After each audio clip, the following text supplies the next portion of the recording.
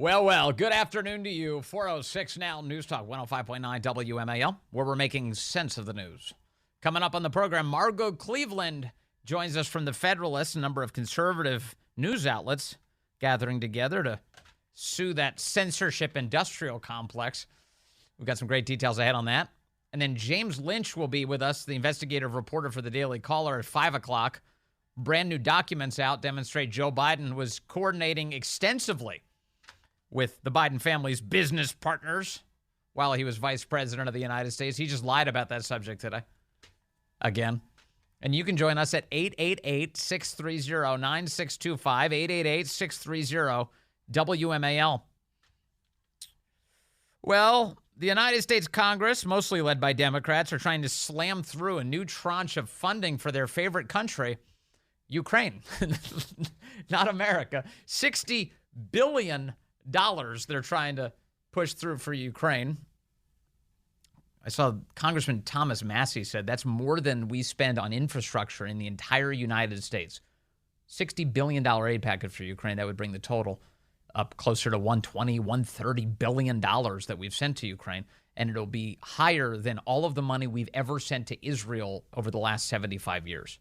That's how much money we're sending to Ukraine to pay for everything, to pay for weapons, to pay for their government, to pay for their pensions, to pay for everything, their infrastructure, all of it. All of it, with no meaningful accountability. Congressman Massey also said, I heard this, he did this interview with Tucker Carlson this week. He also said, if you go back and you look at what happened in Afghanistan, remember they had a special inspector general to look at Afghanistan, all the money that was flowing in there. They were stealing so much cash from the United States. You're supposed to learn from history, or else, what do they say? You're doomed to repeat it.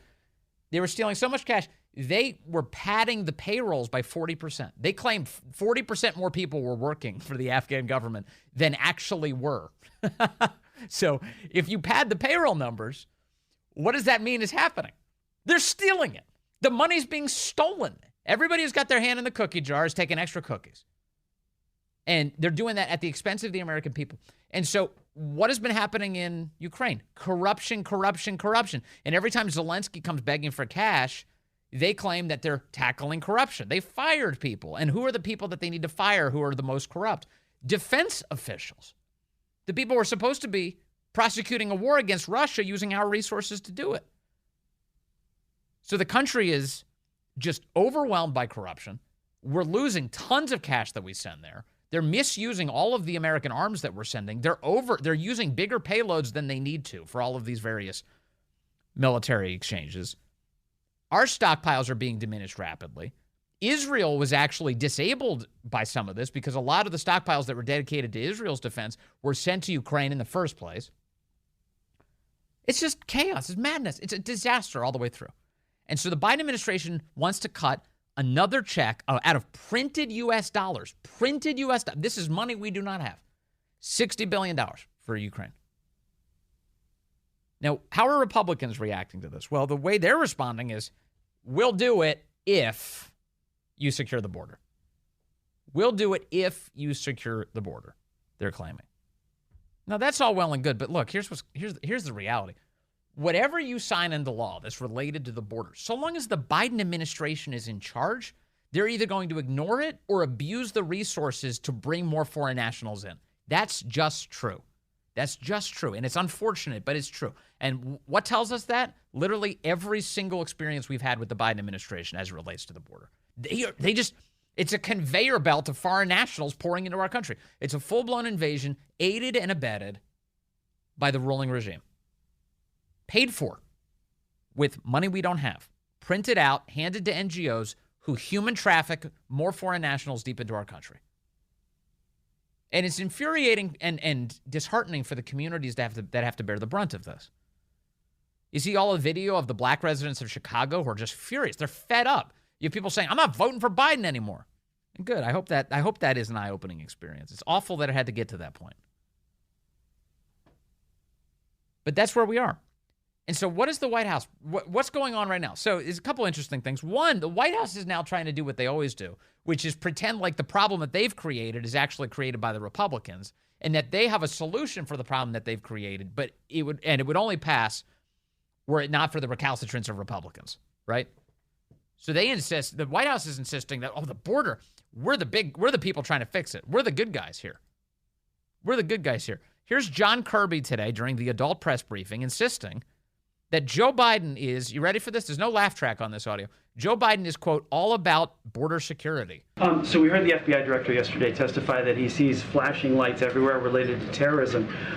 What's the level of concern of the president about who's walking across our southern border with those 1.7 million gotaways of the past 3 fiscal years? The president is always concerned about threats to the safety and security of the American people, whether those threats come from the southern border area or from elsewhere around the world. In particular, threats to Americans that are living overseas. It's always on his mind.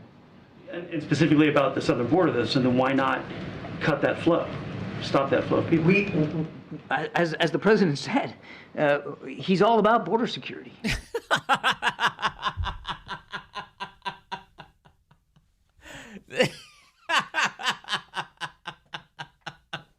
Joe Biden. Joe Biden is all about border security. Because when you think Biden, you think secure borders. This is John Kirby. Does he continue? What does he say here? How does he justify such a claim? And that's why he added money in the supplemental to increase border security, including some 1,300 additional Border Patrol agents. No. Now he's gone back to the lies. I mean, it was all lies all the way through, but this is so funny. So the money that he's talking about is $14 billion. It's amazing. So if it was for border security, we get $14 billion, Ukraine gets 60. But $14 billion is not for border security. It's for the welcome wagon. It's for brand new red carpets. It's for swag bags. It's for welcome home massages. It is for here's your election registration card. It is not to stop people crossing the border. That's a scam. And if you are a Republican member of Congress within my earshot right now, please move closer to the radio. Stupid. Don't fall for this being border security. I'm sorry I called you stupid. Maybe you're not stupid. But the point is, don't fall for the border security bit. It's a lie. It's not for border security. Look, spend 5 seconds looking into the details. It's to bring more people in. They want to draw down the so-called backlogs. We have these huge backlogs of people who are coming into the country. We need to employ more people so we can bring down the backlogs. We need bring down the backlogs. We don't need more people coming in. There shouldn't be a line to begin with. So it's not for border security. Biden is not, quote, all about border security. How many lies are they going to... The most brazen, bald-faced lies they could possibly tell. What are they going to say next? Biden's pro-life? What's the next thing they're going to trot out? Biden doesn't even know Hunter. He's never met him. So that's John Kirby today. During the Child's press briefing today, Coringe had this to say about their negotiations with Congress. Unfortunately, some Republicans are now holding urgently needed Ukraine funding hostage to a set of completely unrelated, bipartisan, I should say, border demands. Now, of course, once again, the inverse is true. The White House is holding border security hostage to Ukraine's coffers. That's what they're doing. And so she's reading here from, whatever notes were written for her, I presume by John Kirby, that it's Republicans who are holding everything up. Biden had something to say on this subject today, too. Here's what he said this morning. Republicans have to decide if they want a political issue or if they want a solution at the border. Do they really want a solution? It cannot be sustained as it is now. I'm telling you, we are entering, we've been through a lot of dumb news cycles with this guy. We are entering one of the dumbest possible news cycles. It's that the White House is super strong on the border, and it's those stupid Republicans that are in the way. If only they would pass more spending. If only they'd give me more money. This whole border problem would be cleaned right up. Biden has no intention of sealing up the border, securing it. It's the law. He should be doing that now. They refused to build the wall. They sold off the pieces for parts. They allowed the pieces to rot in the desert of the wall. They refused to build it. They did it because they were angry at Trump, and they didn't want to do anything that looked like what Trump was doing. And They did it because they love all of this. The foreign nationals, I mean, what other explanation could there possibly be? They love all of this. They want the foreign nationals pouring into our country. It's atomizing our communities. People are feeling more and more disconnected from the communities that they grew up in. Because the left is just, they're agents of chaos. AOC. Agents of chaos. All of them. I mean, she in particular is an agent of chaos. That's why her initials are perfect for her. But they're all like this. They don't all sound as stupid as she does, but they're all fundamentally like this. They introduce chaos. They can't be on the side of common sense. AOC yesterday was babbling on and on about how men need to play women's sports and it's the right thing to do and how it's evil to only have sports for women. This is insanity. Right? Do you have lefties in your life who recognize this, who are waking up to all of this? And it's Joe Biden who's failing us on the border. And he's doing it willingly. They're perfectly happy accelerating people in. And so what's happening right now in the Senate is they're debating all of this. And we saw some reporting from CNN yesterday that tempers are running hot during a classified Senate briefing as everyone's debating how much money to spend and where. How much are we going to spend to Ukraine? $60 million for Ukraine, $14 million for Israel, another $10 million for Gaza for some reason to help Hamas. What are we doing? And then another, $14 billion to bring more foreign nationals into the country. CNN headline, classified briefing devolves into shouting as senators fight over border provisions in Ukraine-Israel aid package. Well, finally, somebody's yelling about what's happening in our country. A classified briefing Tuesday on Ukraine devolved into a shouting match about border security, as senators described a tense meeting that did little to break the Senate's stalemate over whether to include tighter immigration policies in the aid package. The meeting came as Republican senators have warned that they are prepared to vote against advancing a more than $100 billion supplemental national security package. What a scam. $100 billion. They call it a national security package. Almost none of it is for us. It's not national security. It's its most generous interpretation, it's international security for other people, other countries. A $100 billion supplemental national security package. Republicans oppose unless it includes major border policy changes, casting doubt on whether the aid will pass this year. This is ridiculous. Senate Majority Leader Chuck Schumer gave his description of what unfolded. And he said the fight over the border erupted when Minority Leader Mitch McConnell, a Republican from Kentucky, CNN helpfully points out, asked Republican Senator James Lankford of Oklahoma to present on the border instead of asking a question about Ukraine to the briefers. We pause for a moment, tell you what exactly is going on here. The Biden administration sent a bunch of propaganda stooges over to the Senate yesterday, and all they wanted to talk about is how Zelensky needs more money. That's what this means. The briefers. So Mitch McConnell, and this is a rare thing for me to say, to his credit, turned to James Lankford and said, well, we'll talk about the border, please. And so Lankford starts talking about the border. He gives a 5-minute address? He starts talking about the border. And Schumer's angry about this. Quote, it was immediately hijacked by Leader McConnell. The first question, instead of asking our panelists, he called on Lankford to give a 5-minute talk about the negotiations on border. Then when I brought up the fact that they could do an amendment, remember this detail, amendment, and have the ability to get something done on border, they got stuck. They didn't like it. So what Schumer is saying here when he says amendment is he doesn't want border security in this. He just wants money for other countries. That's all he wants. And he says, you want to add border? Add it as an amendment. Now, what that would mean is that you would have to get 60 votes to amend the bill. Schumer is killing any chance of any border security whatsoever. And he's doing it with glee. He loves this. What we're doing here shows that Democrats are serious about getting Ukraine done, and Republicans are not. We're serious. We're giving them about prioritizing another country entirely. Golden opportunity to pass a proposal on border. If they vote no on the motion to proceed, it shows they are not serious about getting something done on border and on Ukraine. This is cartoonish. This is like, how many of these are we going to hear? So, the Democrats are really the ones who are tough on the border. Republicans aren't being serious on the border. Bidenomics is great. Oh, the economy is doing wonderfully. You just don't realize it. Your paycheck doesn't show you that. But honestly, I hate to say it this way, but you're too stupid to realize how good the economy is. They're doing it again today. See a bunch of lefties today insisting. Steve Ratner was tweeting earlier today, Obama's guy. The economy's great. Americans don't know it. They're completely wrong. What? What kind of patronizing horsecrap is this? All right, I've got more on this meeting that apparently descended into chaos yesterday. Tom Cotton was doing some shouting, which is always fun. Chuck Schumer has been telling the media that Republicans blew up a hearing on Ukraine, a classified hearing on Ukraine, to ask about the border. It was awful.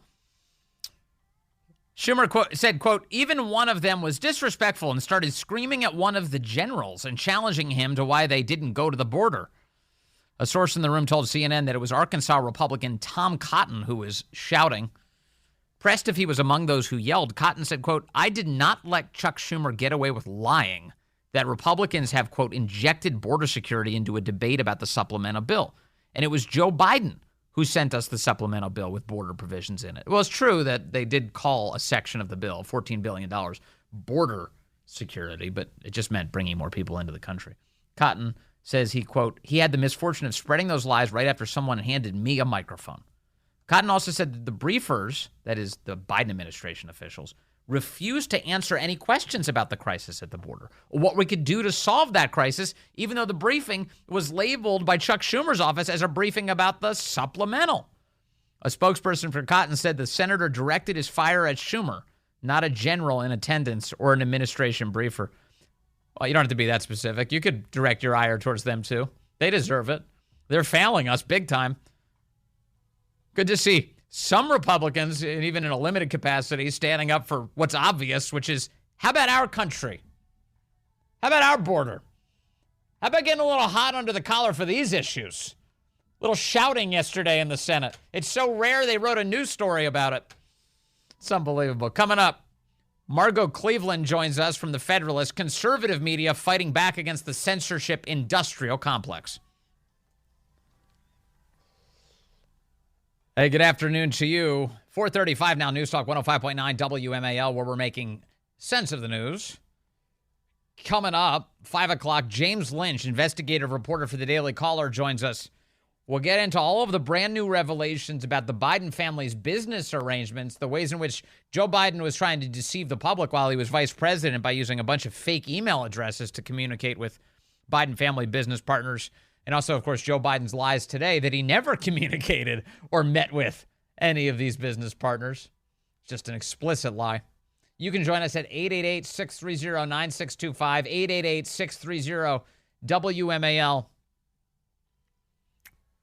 By now, you know the United States federal government, in pressuring big tech companies and their allies in the press, have been very engaged in an active effort to censor the American public in a variety of ways, whether it's the news and information they consume or how their search engines operate.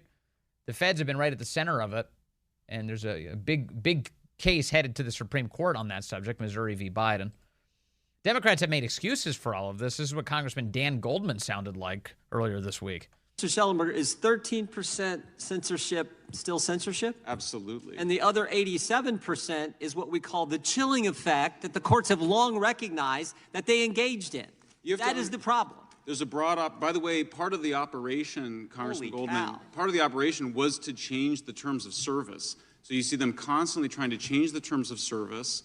You see them, it was 35% of the URLs that were, this according to EIP, were labeled, removed, or soft blocked. That's all forms of censorship. That censorship is not just removal. But 65% were not. So how can the government be so coercive? Does the First Amendment say that the government can Does the First Amendment say the government can censor 35%? Time of the gentleman has expired. They're not censoring. They're flagging in the social media companies. So under coercion, 35% of a First Amendment? It's not the First Amendment. It's the terms of service, as you said, and they are flagging it for the social media companies to make their own decisions.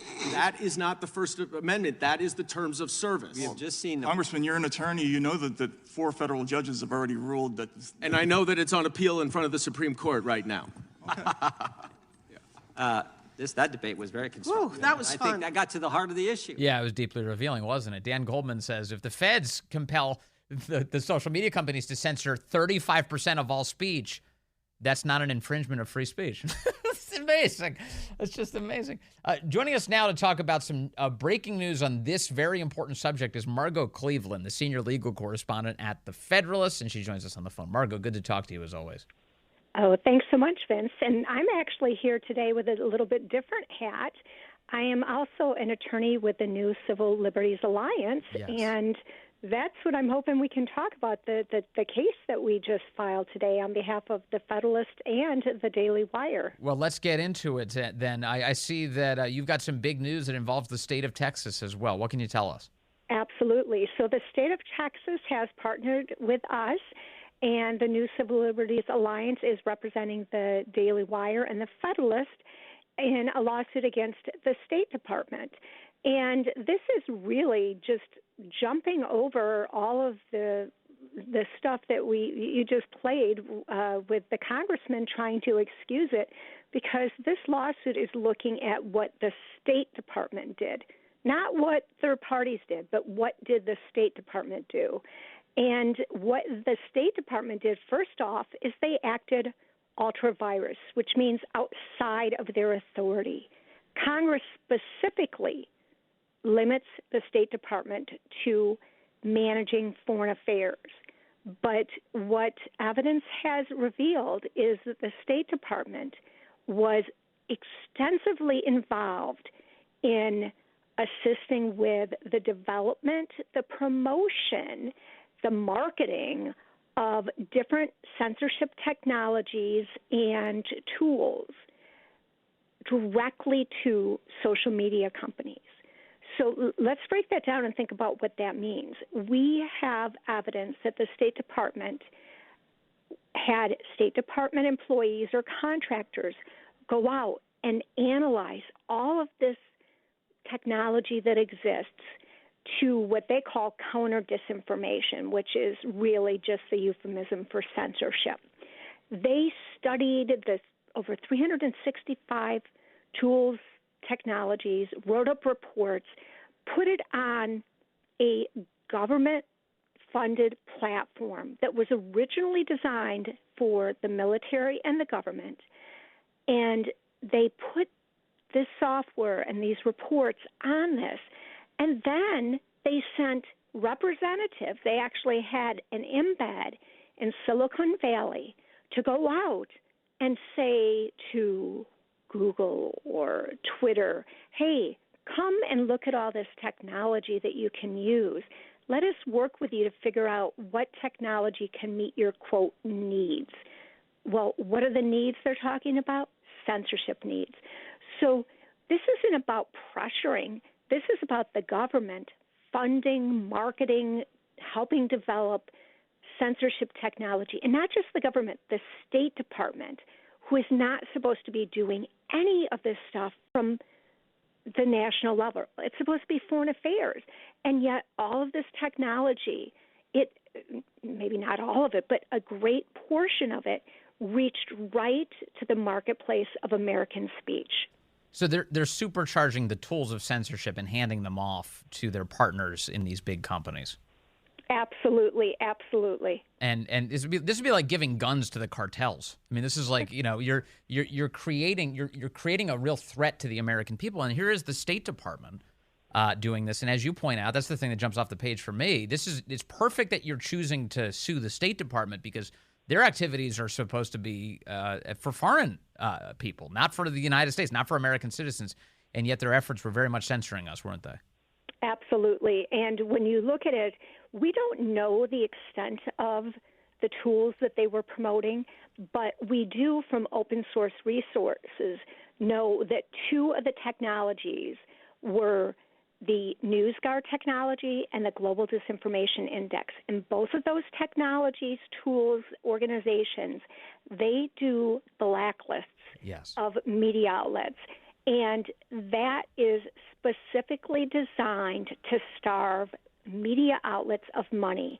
And our State Department was using our tax dollars to help promote those resources for third parties then to use to prevent people from learning truthful speech, to basically squash this segment of the press. Right. So the way to kind of dig into this a little bit, the way that the money operation works online for any news outlet, but mostly like news outlets who rely on advertising to support their journalism, there's ad organizations that serve these ads to those websites. And most websites, you're fine. You sign up, you want to get ads on your website, you can do it. And the more traffic you have, the more ads that run, and there will be all these advertisers that appear. But if somebody decides to put you on a blacklist, and has a lot of influence, like this Global Disinformation Index or NewsGuard, and say, don't you put an advertisement on the Federalist. The Federalist is a dangerous website.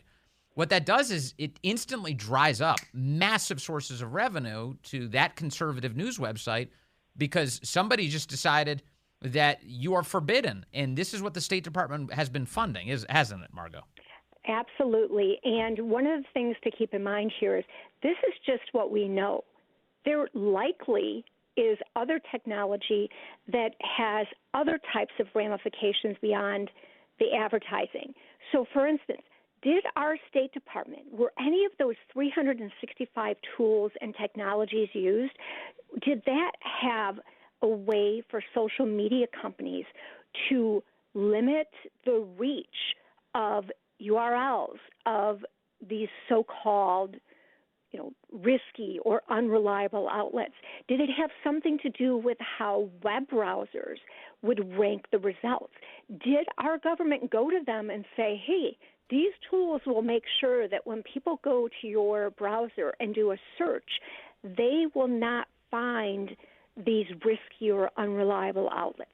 We don't know yet the extent of the tools that were promoted. We do know that there was at least 2 that did blacklists, and that's horrible.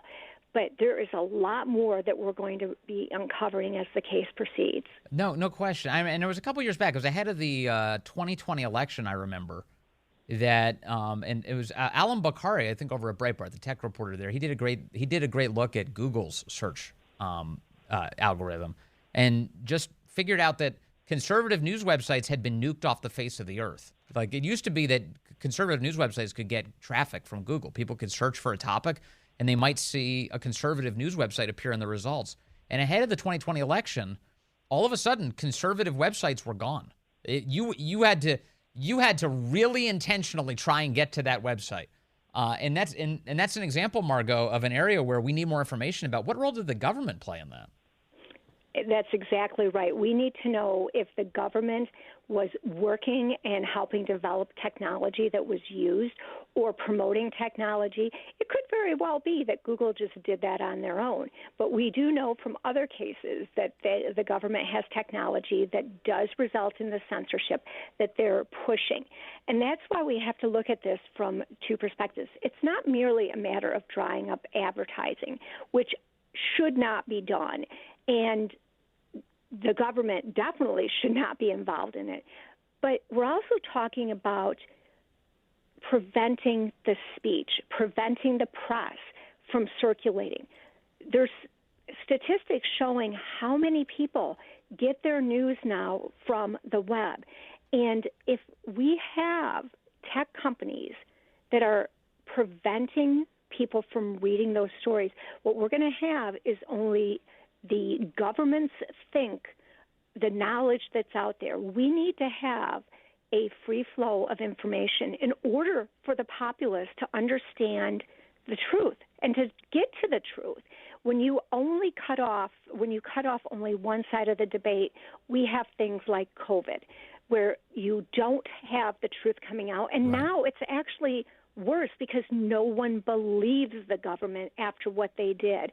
And unfortunately, it's not going to stop with COVID. It is going to be anything that the government is concerned with people talking about. Yes, and I've had these debates with quite a few people, but one of the libertarian responses typically to some of this is, well, if you don't like what Google's up to, including if they're doing it under duress from the government, go somewhere else. Find another search engine for all of your searches. And that's all well and good for an individual to do. In fact, many individuals should probably do that.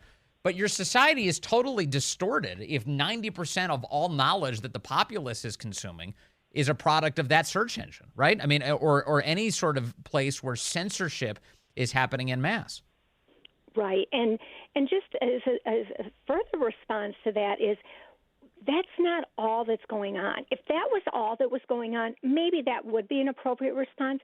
But what we have going on is the government also funding, limiting, pressuring, and just having their hands in what speech is allowed and what speech is not. Right. So if it was merely a matter of Google deciding how they're going to run their business and decide what news can be out there, that would be one thing. But this is a whole of government, a whole of society, an entire complex that is trying to squash the speech. And it's not limited to the United States. Our lawsuit is limited to the United States. It's limited to the State Department. But this is actually going on in the EU. You're seeing a push for other governments to try to control the information under the guise of preventing disinformation, which we now know they all admit includes truthful facts that just are inconvenient. Yeah, an example of that, there's a lot of these, but COVID was a perfect example because so many things that were being asserted that were being censored turned out to be true and were later allowed in a variety of forms, including saying that the virus likely came from Wuhan in the lab there. That's the kind of thing that was eventually allowed. Facebook backed off of its censorship of that when the New York Times started flirting with it. It was like, oh, I guess we can talk about it now. But that's the kind of thing where it just drove you crazy. When Scott Atlas worked for the government, Scott Atlas worked for the White House. He was censored by Twitter for saying that masks don't work. And the reasoning that Twitter gave for censoring him was that his statements disagreed with government science. He was a government scientist when he made the statement. And so the censorship is like completely out of control, Margot. And if that didn't wake people up, I don't know what will. That's exactly the point, that with COVID, we have a perfect case study of why censorship is detrimental to society. Beyond we have a First Amendment, we have an inherent right to speak. It shows you the ramifications that happened when you had censorship going on. And it's so blatant, it's so recent, it's just perfect to point to. But we saw the same thing with the Hunter Biden laptop story happening and showing us how that could impact elections. So you can see it from the personal standpoint, and you can see it from the political standpoint. And those two examples are so recent and so clear. Hopefully the American public will wake up and realize this has to stop. And if it doesn't, we will have a few puppeteers deciding what we can say, what we can hear, whom we can listen to. And that is just so contrary to our constitutional republic. And I know, and I hope some Americans on the left wake up to this. All this chatter about tyranny lately. They're like, oh my gosh, Donald Trump's a tyrant. Are you serious? Are you looking at what's happening right now in your own country? It's just remarkable. Hey, Margot Cleveland, thank you for being a patriot in so many ways and for joining us again today. Really appreciate talking to you. Oh, thanks so much, Vince, for your time. It's 4:51. Let's check on the phones. We've got Matt calling in from Rockville, line 2. Matt, you're on the Vince Coglianese Show. How you doing, Vince? I'm good, Matt. What's on your mind? Dan Goldman, he is just such a clown. It's as the Biden administration gives away another $4.8 billion in student loans. Yeah. So why under the terms of service of loans, well, they can be ignored. But the terms of service under a company, well, that's just censorship. And it's amazing how the left always decides to pick and choose something similar but apply it different ways. The same thing with the student loans. An 18-year-old, well, they're too young to understand the loans that they took out. Oh, but a 13-year-old is okay to choose their own gender and get life-altering surgery? It's just amazing to me how they pick and choose just to fit their agenda. Right. In other words, it's almost like there's no principle at all. It's entirely about what advantages their power, which is exactly what it is, as you've rightly pointed out, Matt. Yeah, I love that. Dan Goldman, that smug loser. He says, oh, yeah, we're just helping the social media companies enforce their terms of service by repeatedly browbeating them until they censor our political opponents. Isn't that wonderful? Thank you for your service. for helping out. They're so helpful. A bunch of voluntary hall monitors with your tax dollars. Let's see. We got James Lynch coming up next. He's an investigative reporter for the Daily Caller. He's got all the new information involving how the Bidens made all that money and how Joe Biden used a bunch of fake names to talk to the Biden family business partners.